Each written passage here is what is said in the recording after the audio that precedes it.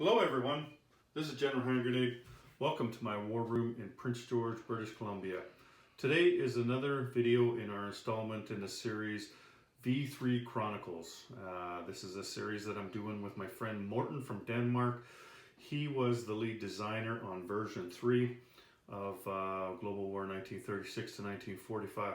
So this series, we don't really delve right into what the rules are or anything. That'll be a different series down the road. But what we do here is talk about why he changed this and why he changed that. I think most of us can agree that own the version 2 of the game that this is a much better game. As you would expect, most of version 2s of any game, or the second version of any game, to be a little bit better, a little more refined. But this one is it flows better. It just things work a lot better, I find anyway. And from what people tell me when they play the game, and they've played both games, that they like this version better too. So that's what this series is all about. Anyway, this particular video is going to look at the political aspects, the aspects that have changed in the game, and how those came about. So, hey, Morten, how's it going? Hi, Brian. It's good. It's good. Good to be back. It's good to have you back. Doesn't sound like it's raining there this time. No, not today. Not today. That's good. That's good. Okay, so political aspects. So let's just delve right into it before I ramble on forever. So let's start with the Spanish Civil War. Now, there were some real problems with the Spanish Civil War. Like the cool thing about it was, if you were just learning to play the game, you know, and you started in 36 and the war wasn't going on, but at least you got to learn a little bit about the mechanics, and basically that seemed to be all that it was good for, as far as I was concerned. But there's a little more to it now. There's a little more at stake. So why don't you tell us a little bit about how that came about and why you did it? Yeah, well, the Spanish Civil War is actually it's a cool aspect of the game. It's some of the things that starting in 36 brought about.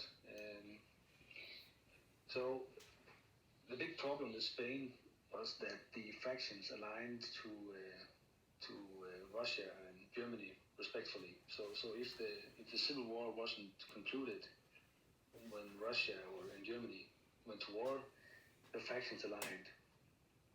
And you can say that, well, that sounds plausible or reasonable or whatever.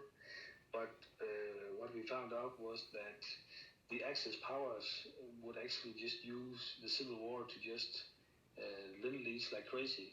So every turn, Germany and Italy would just lend-lease a land unit and just stack up in Spain, typically in the southern part, right next to Gibraltar. And you can say that once in a while they punched at the Republicans to keep them almost dead. And then when they had 15 or 20 land units, they declared war on Russia. And what they did was, the next turn they took Gibraltar. So they would stack their medium bombers in Paris and just punch Gibraltar right up the map. Oh yeah. That seems a little gamey to me. Yeah. You know, it doesn't. The thing is that, well, all those 15 or 20 units that they lend-leased, as they aligned with Germany, now they could just take all the units and move back to Germany and to Russia. So Yeah. it was a free exploit, and there was nothing you could do about it actually. Yeah. Yeah. So that was totally broken. Yeah. So we had to fix that. So we removed the alignment part.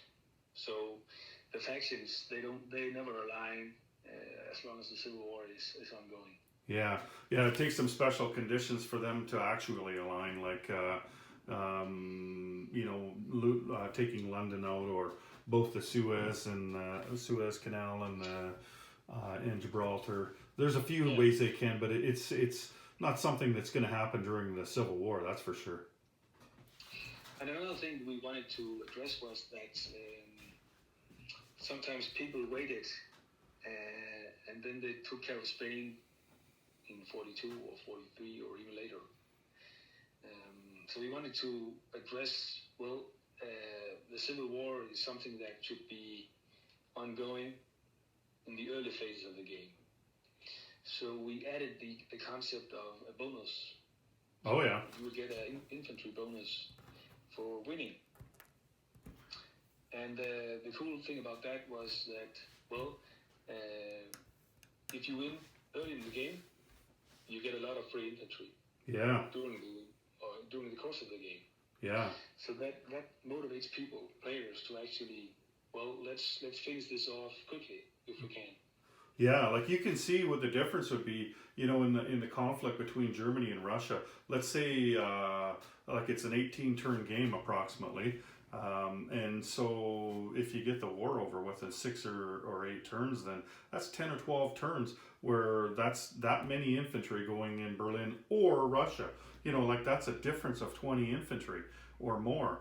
And so that's a big deal to want to win that war, if for no other reason than you get to put that many infantry on and they don't, right? I mean, to me, that seems like a big deal. Precisely. And I mean, within my own group, we actually like to build these very expensive stuff to Spain, aircraft, for example, to get the war over quickly. Mm-hmm. And that was never done before. Who do you find in your games who was winning the war more often than not? Well, it's actually quite cool because I mean the nationalists, if they really want to, they will win every time. Mm-hmm. If they continually lose two units, eh? Let's say that Germany and Italy both lend-lease a fighter in turn 1. Yeah. That's really powerful for Wayne. Yeah. And this is actually, you can say that it's actually a core principle of global war that the Axis can do anything they want, but not everything. Yeah, early in the game. they pretty much have their way they early. They can go after anything and take it, but they can't. Then they have to not do something else. So the IPP that is lend-lease to Spain is not going to Russia, is not going to Britain. So it's a dilemma. Do you want Spain or not? So typically the nationalists win, like they did historically. But let's say that, for example, the Axis players, they don't want to lend-lease to Spain, then the Russians have a chance. Yeah, I noticed another thing that's different. I mean, this was something that was in the expansion set, but not the core game. Is that now the Allies can lend-lease supplies in the core game, and they can do it to either side. So that's one way that perhaps they can keep the Spanish Civil War going, so that because both of those other sides are, have the opportunity to get that infantry, and it's better for the Allies if they get less than. The maximum. I don't know if that's some reason why you would lend to them. It's very limited in what you can send there. You're basically just upgrading a militia to an infantry. I guess it's something, but it's it's something they can do. Well, historically, there went some volunteers to Spain to fight, and in the game, it's a way of it's a 3 alliance game. Yeah. And it's a way for the Allies to influence. Typically, when I'm playing the Allies, I always support the losing side for a couple of rounds until I see that now it doesn't matter anymore. Yeah. Because for every turn I can prolong the war. I know that especially Germany would continue to send lend-lease. Yeah. And that's something I want as the Allies. Yeah. So, is there anything else you want to say about Spain before we move on? No, I think that's the 2 big changes. Okay. Overall, I think that Spain is a lot more interesting now than it used to be. Oh yeah, definitely. With the new terrain rules. Yeah. Mountain in Spain is really powerful and really brings brings a lot of more complex strategies to the game compared to V2. I find that the city territory is also something that I use anyway as a terrain feature to give myself an advantage. Like whoever has that city has a bit of an advantage at the time, you know.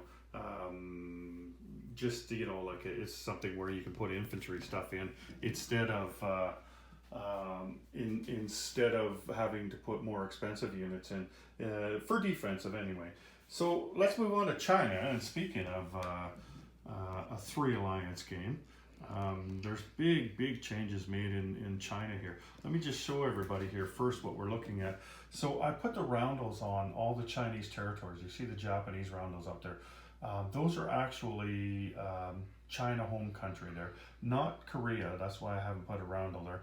And down here I put the FEC roundel on Hong Kong. That's also considered China. But you can see I've got the different warlord roundels on there. And then there's the CCP and the KMT right there. So, why don't you tell us all about the changes there? Oh boy, yeah, China. That's a lot of one of the very big changes in version 3, and actually it's one of the best changes, I think. So in V2, what usually happened was that the two factions just ignored each other and waited for the Japanese. So it was for the first it was quite boring because no one did anything. Yeah, that's what I found in my games too. And then again, it's a 3 alliance game, so we really want to get this 3 alliance conflict going. So that was one thing, and then we started to notice that, well, wait a minute, a lot of good Japanese strategies actually developed totally ignoring China. So they just went straight to the Dutch East Indies. Yeah. The Panacook. So, and it was actually it's a good strategy. Yeah. It's not very historical, but in V2 it was a good strategy. Yeah. So there was a lot of in my opinion, China started to become just a piece of dead land zones on the map. Yeah, basically it was a couple of factions fighting over 2 points, and that's it. To really do something here. So I put a lot of effort into reading about Chinese history, and that was quite a ride. I also did the expansion for China at the same time, so it was a lot of they have a very interesting history. Yeah. So one thing we added was with the influence roles for CCP. Oh yeah. And I think that really starts to put pressure on KMT because do they take out CCP early? They are able to do so if they want to. So CCP can start influencing the warlords. So do CCP spend IPP to do that, or do they build units? That's the dilemma for CCP. And if they start to align the warlords, then suddenly they're on par with the KMT. And if you look at the large warlord in the north with the 3 land zones, yeah. So they have Peking. And if you notice, there's a port in Peking. Yeah. Beijing. So they can actually receive lead from Russia there. Yeah. So that also put pressure on KMT.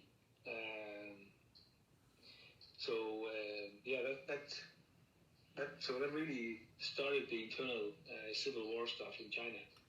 Yeah, I find that if you can get that first roll, like with that, the way the rules work, you roll as many dice as you have territories, which is only 1 to begin with. But if you can get that roll against those 3, well, now you're rolling at 4 or less, and it's a lot easier. So as you start moving along, and getting more and more warlords, it becomes easier and easier. So if Japan hasn't done anything halfway through that, then like they're gonna be sorry if they don't somehow just jump in there and do something. And same with the KMT. If they don't start attacking the CCP, then it's all over. Once it starts to snowball like that. Yeah, and I don't want to spoil this with talking about strategies, but KMT has some options here. They can go after the warlords, they can go after CCP, and either or may be a good idea, depending on how the CCP is rolling. Yeah. And while all this is happening, the Japanese can watch and really start to feel the pressure. Because we added the concept of, in V2 it was quite complicated and confusing. What was China? What was Chinese home country? What was the victory conditions for the Civil War and all that stuff? So we simplified a bit. I said, so we have the concept of Chinese home country. And we went back and forth about which territories should be included in the Chinese home country. But we ended up with most of Manchukuo and Hong Kong as well. So these are territories which the factions can actually go into and attack, even if they're not major powers. And this means that if the Japanese they start to leave Manchukuo weakly defended, the Chinese or the Russians might just give it a shot, and they're looking to get 13 IPP. Yeah. And we also did a lot of play testing around what's the perfect number for involvement to major power, because it shouldn't be too easy, and it shouldn't be too hard, but in any case, the Japanese cannot ignore a China that is evolved to major power. Yeah, they can, but they do so. They can, but they do so at their own peril. I have never seen a game where one of the factions aligned where Japan didn't get their ass kicked. It's simply they're gonna be thrown out of Manchukuo, and they're gonna lose so many IPP that they'll just be sitting on their island doing nothing. Yeah, especially once the Americans get in. Yeah. Yeah. And I've had some fierce arguments during playtesting, where we have had one of the three sides. So one of the I think it was the CCP, who was very close to becoming a major power. I think I was playing the KMT, and I couldn't do anything about it. And the Japanese player didn't do anything, but he could have done it, but he didn't do it. And we had a really fierce argument, because so he was trying to, again, it's a 3 alliance game, but he ended up getting his ass kicked. Yeah. Also because of that he let CCP become a major power. So it's a very, very powerful thing, and that's even without the victory points involved. So I really think that now China is really exciting from round one. Yeah. And I must say that if I'm playing KMT, every time CCP rolls an influence roll, I hold my breath, because I know, if they roll a 1 here, it's going to be a mess. Yeah, like I said, they just start snowballing. Yeah. So you talked about the implications with Japan. Is there any other implications to one of them becoming a major power to the war, the World War II? Well, yeah. They can attack outside China. So, yeah. For CCP, they can go after Calcutta if they want to, or Siam or Malaya. There's actually no restrictions. Yeah, they can go after the FEC. So typically they have so many line units that they'll just sweep the whole Asian theater. Yeah. So it's actually quite it's quite interesting. Yeah. Yeah. I've seen the KMT evolve into a major power in one of my games, but we were playing it kind of wrong though. We had one of the rules wrong, which really made a difference. We didn't separate them from the Americans. So one thing was we also changed was that now CCP and KMT cannot attack together with Russia and America. Yeah, they're separated at that point. Yeah. Because they're no longer major powers. Another hack or exploit earlier on was that the Americans, if they went after a Pacific island, let's say they could take Kurils, for example, from the Japanese, they could actually reach China with aircraft. Oh yeah. So they'll just send 6 or 7 aircraft to China. Yeah. So now they have the KMT suddenly have, let's say, 20, 30 line units along with a shitload of aircraft. Yeah. So that was broken as well. So we took that away, so they can't attack combined. Yeah. So when they evolve to a major power, then they're on their own, right? They go one after another, but they don't go at the same time like they did when they were a minor power that was controlled by a major. Well, you can say that they share their turn, but they are not. It's only the UK that is ideally sharing their turn. Yeah, exactly. Whereas it's just the US player that moves KMT and at his turn. So yeah, but like in V2, that's the way it turned out when you were a major power. You were just using them both together, and it just didn't work. So is there anything else about China before we move on? Well, I mean, we could talk for China about 2 hours.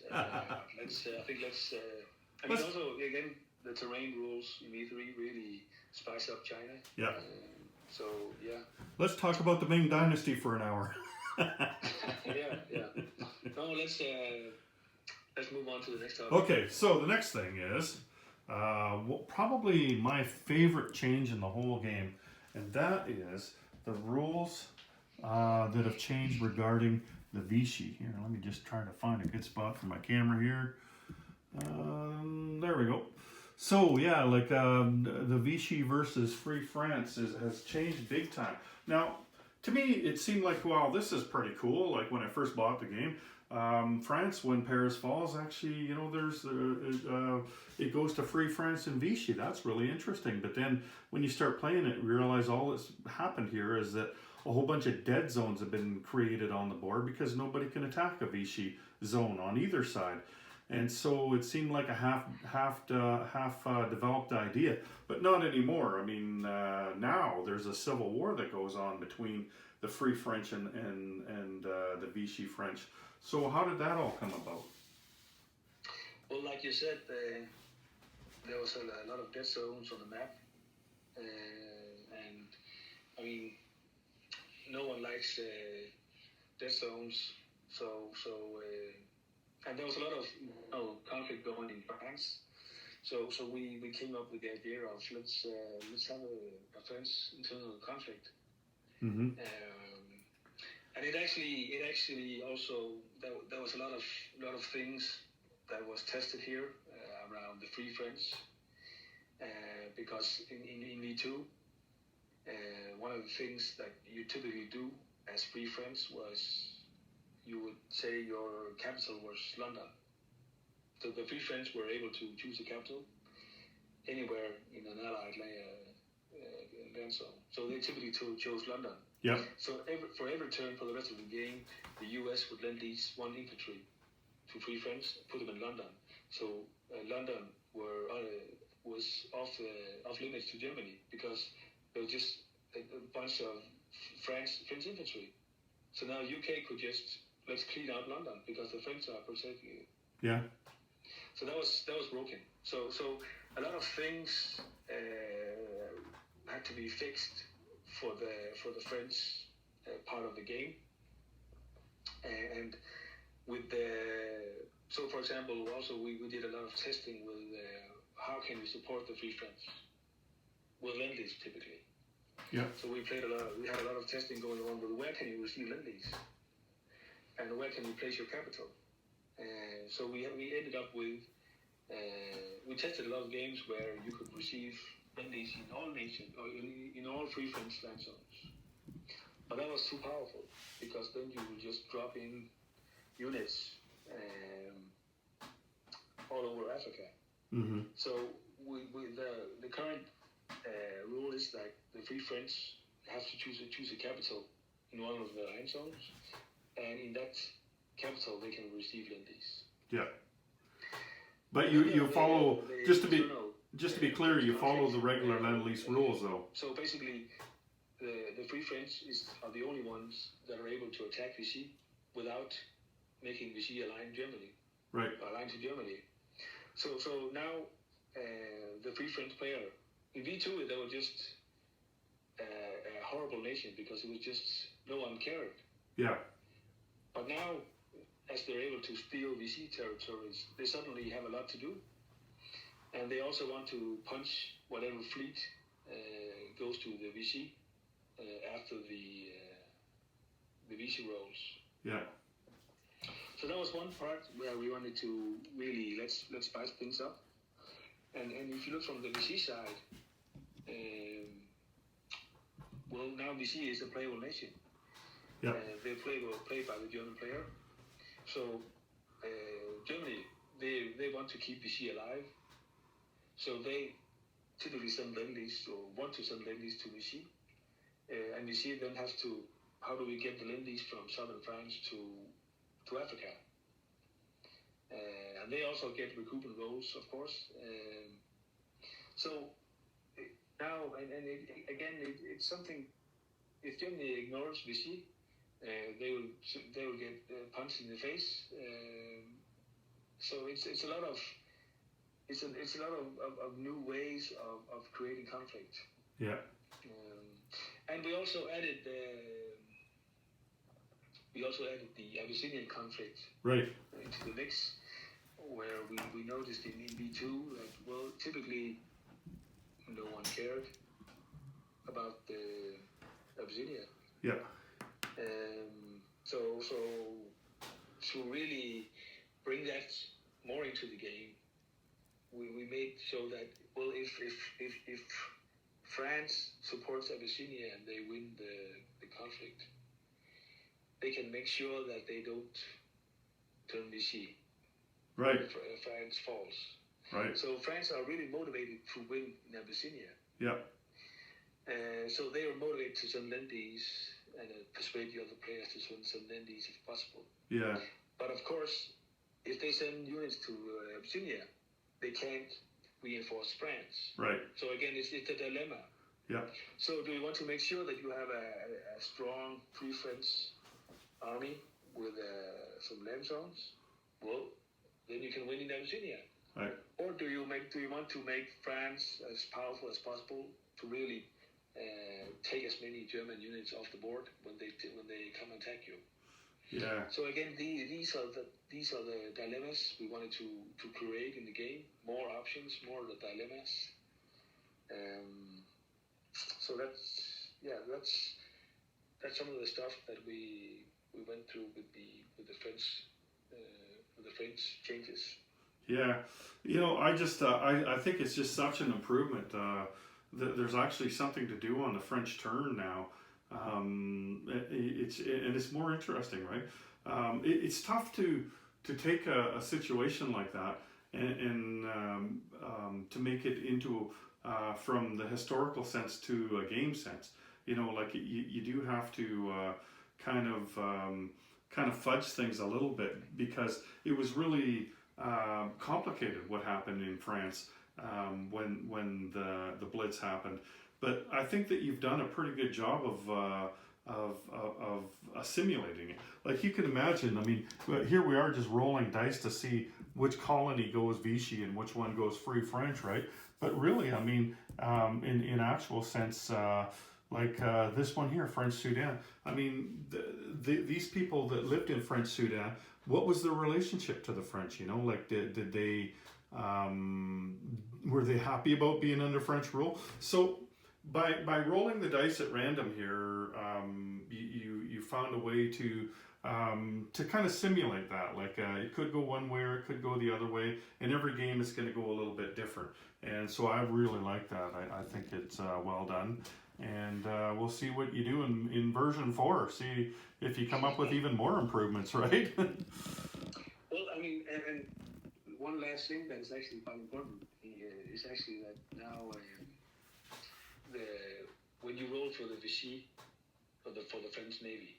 Yeah. So typically in V2, the French player would just move the entire fleet to the Mexican Gulf and let them sit there. Yeah. Because then he knew that when the Vichy roll came, and anything that went German, he would sink it before it came to Germany. Yeah. So it was a stupid, broken possibility. So again, we removed it in V3 where they sailed to their destination under the French flag. Yeah. So now Germany can actually get a battleship. Yeah. So typically they just move up to the Baltics there. As the allied player, you don't know if sea line is on the table. Yeah. Because if she really goes pro-German for the fleet, yeah, suddenly Germany has a lot of naval power. Yeah. So it's exciting. Yeah, but you have to do that on that turn though, right? Like when you're doing all that rolling, you can't just decide a turn later, I'm going to sail under French flag. Like you actually, when you're rolling them, you have to say, okay, Germany gets the battleship. I'm going to put it in the Baltic Sea, right? Yeah. You after you're done with the rolling. Yeah, exactly. That's what I mean. And move them accordingly if you want to. Yeah, like by the end of your turn. And of course, you can also you can put them in the Mediterranean if yeah. they are in the Med. Yeah. You can let them stay there. Yeah, if you want to do that, I mean and support the Italians. So you have now you have options. Yeah, and like if you get a sub, especially, I mean, why not leave a sub in the Mediterranean, because you would like to get it out of the Baltic and down somewhere down there anyway, right? Precisely. Yeah. Okay, so is there anything else about Vichy you want to talk about? No, I don't think so. I mean, no, I think it's. I'm glad that you like the changes.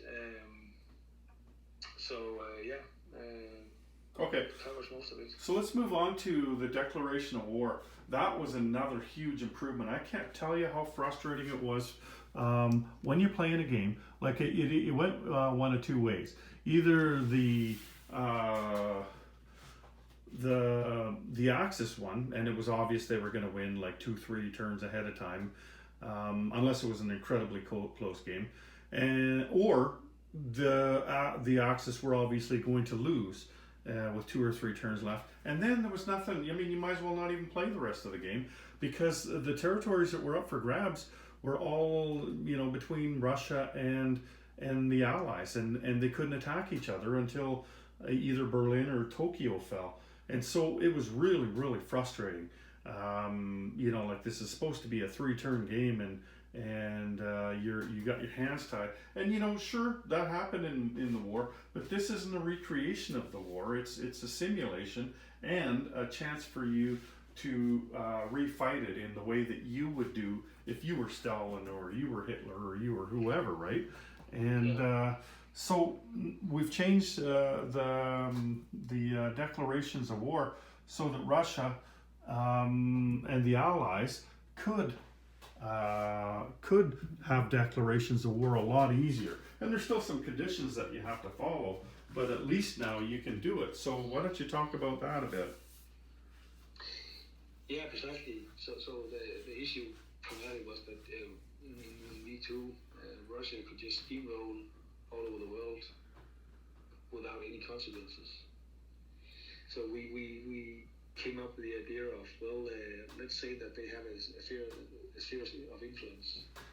So they can attack neutrals bordering their home country. Yeah. And if they went beyond that, the Allies could attack them at any time. So if they go after Iraq, well, of course they can do so, but Yeah. they risk the Allies declaring war on them.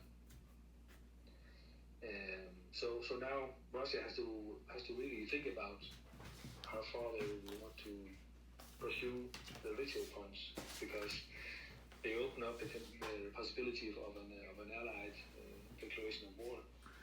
Yeah, like before, one of the fun strategies to do would just be build a couple of transports, or one or two transports early on, and just start sailing it. Just get it out of Russia and just go somewhere and find some neutrals. And once you got them, I mean, nobody was really going to be able to take them away from you. But now, now there's a consequence to that, and I like that. And I like the fact that it's if you still can attack neutrals. So like here, we've got Iran that's 3 territories, right? So so the Russians can attack all 3 territories in Iran, even this one, because this is a part of these ones, and so they're allowed to attack that. But Iraq is its own country, so if they attacked Iraq and took it, well, now they open themselves up to a declaration of war by the Allies, and so I like that. I like that it's a little interesting. And the same with Turkey, right? I mean, they could attack all the way over here because Turkey is connected to the Soviet Union there. So it's interesting. I like that. And another new thing is that, let's say that the Italians or Germany has taken Transjordan from the British. Taken what? Transjordan from the British. Oh, okay. And then the Russians take it from the Axis. Yeah. If I were the Allies, I would expect to get it back. Yeah.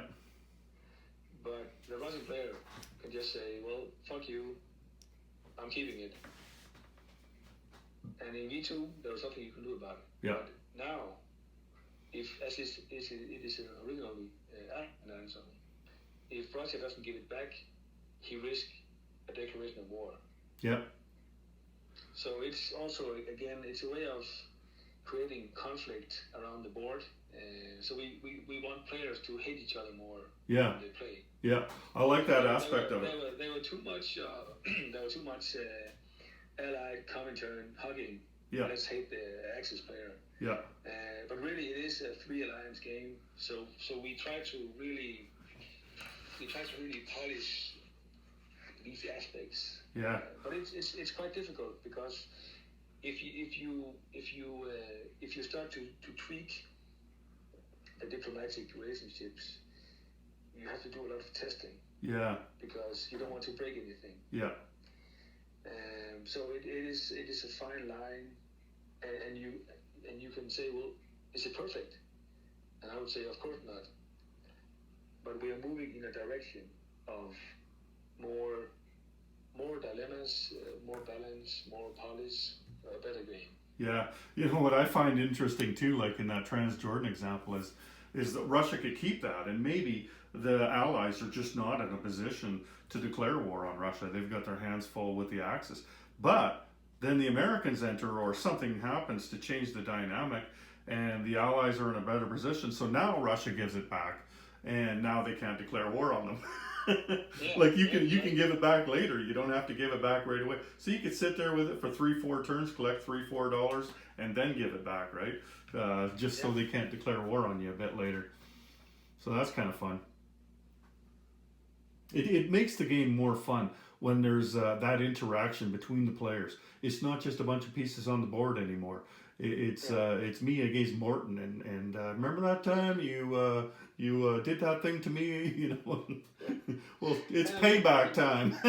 We also have the Soviet Arctic line. Oh yeah. So now the Allies can actually, no, you're not getting any bonus income. Yeah. Because you're a communist bastard. Yeah. So I mean, it's a fun way of creating more intrigue. Yeah, I like that too. Where you can't really you can't put a sub on there and convoy that line. It's a dynamic between the Allies and the Comintern specifically, where they say yes, you can have that money, or no, you can't. Right? It's kind of neat that way. So there's that. Was there anything else to mention about the declarations of war? No, I don't think so. I mean, Okay. that's the main parts, I think. Okay, so the last thing then, there's only one more thing to touch on here, and that is the Monroe Doctrine, because that's changed as well. Now this kind of changed beforehand. Like we put out an errata over the Monroe Doctrine, but it's part of the rule set now. It's part of the core game. So before, the Russians could just say, would not even attack them, just say, you know what, I'm declaring war on Paraguay. And boom, the Americans went up to full income. And so that, that's not really, I don't know why you would spend $1,000 on a game and then break it on purpose like that. But whatever, some people are like that. They think they're clever and, but anyway, that aside, so the Monroe Doctrine. It was the biggest exploit. Yeah. V-2. And like you say, it's. I mean, we have never exploited it in my games because we have our rule number one when we play is we play as gentlemen and we play to have fun. Yeah. And exploiting the rules are not fun. Yeah.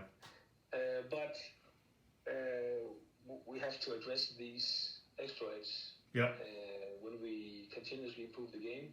So we changed the Monroe Doctrine so that now US can just punch on everybody that is adjacent to North or South America without any declaration of war or without any peacetime bonus or peacetime income.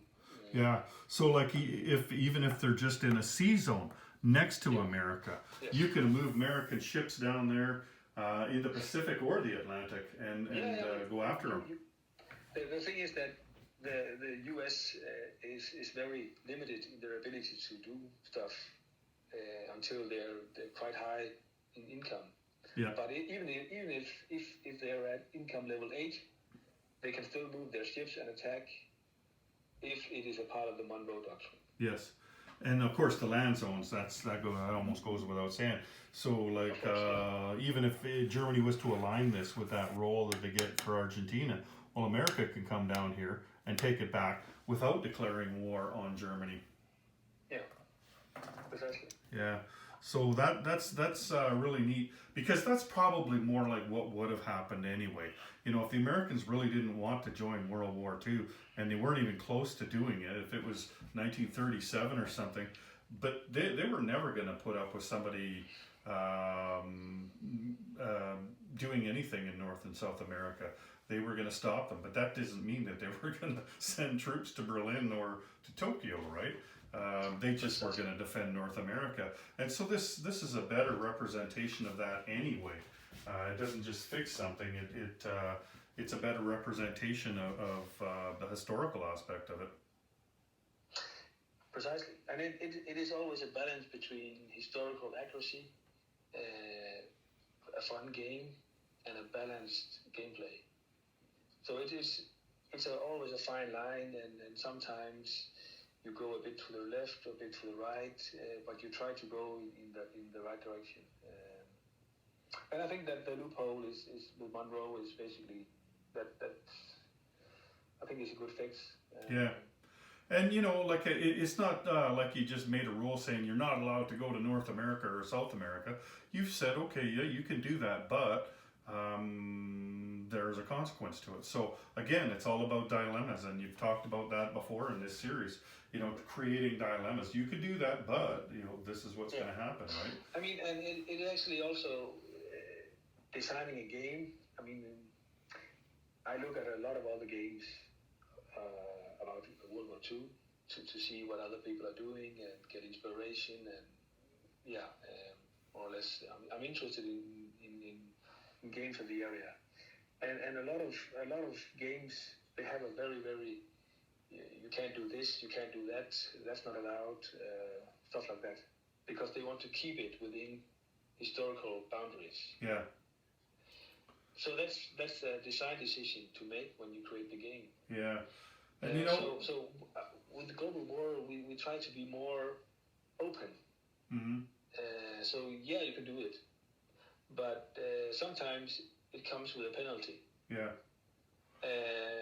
And other times, for example, let's if you remember in Tulsa, there was discussion about, well, the world is at peace, and the Japanese moved their entire fleet to the Mediterranean. Should the Allies, or the British especially, get peacetime income increases? Well, historically, if the Japanese were starting to be aggressive in Europe, yeah, they would get a peacetime income increase. But in this game, it is what I call a losing strategy. Oh yeah. So I don't want to hinder people doing stuff if it's just another way of losing the game. Because hey, they're free to attack the Easter Islands if they want to. We put that on the map for V3. If you want to attack that, be my guest. But it's a losing strategy.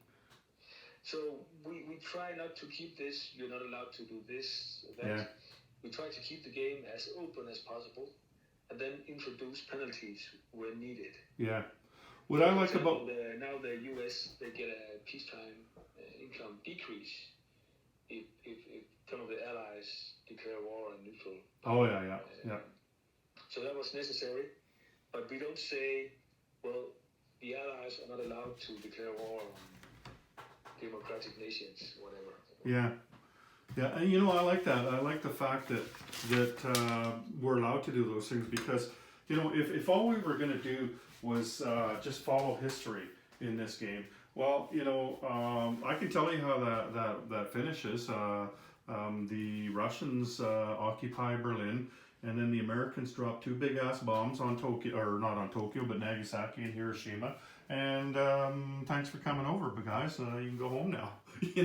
Like if that's all we're gonna do, then sure, But like this provides for us an opportunity to say, you know what, if I was in charge back then, I would have done this. But at the same time, it steers you in the direction, like the way that things are aligned, the way that the miners are aligned, and how they interact with the major powers. Like it steers you in directions, but it doesn't make you go there, and I appreciate that. I really like. I think that the game is a good balance between history and doing whatever the hell you want. Like it provides all those opportunities, and it just keeps getting better. I think it's better than version 2, and the political aspects are what really make this game. I mean, the mechanics of the game, of course, like those are good too, but it's the political aspect that make it really, really interesting. And so I was looking forward to this video because of the changes that have made it so much better. Yeah, well, I'm glad that you like the changes, Brian. So is there anything else you want to talk about before we let people go? We're getting close to 50 minutes here. No, I think we covered most of the fun stuff. There was one thing. I look forward to the next installment in the series. Okay, there was one more thing. It's something to do with a Shetland pony for version 4. Yeah. New unit type, a Shetland pony. Never mind. And then, no, that's a private joke. Let's introduce that in the future expansion. Yeah, it can only be in the Shetland Islands. A Greenland dog sled in the as unit as well. Yeah. Well, they're not going to move very fast, but you never know though. They can be pretty good with a rifle. Those guys. Anyway, so thanks for joining me this time, Morton, and I'm just going to let the people go here. So. Thanks for joining us. I hope you enjoyed this installment of V3 Chronicles, and stay tuned next time. I'm not sure where we're going to go next. I've got a bunch of topics written down, but I haven't decided which one to go to. But thanks for joining us, and take care, everyone. General Hand Grenade and Morton, out.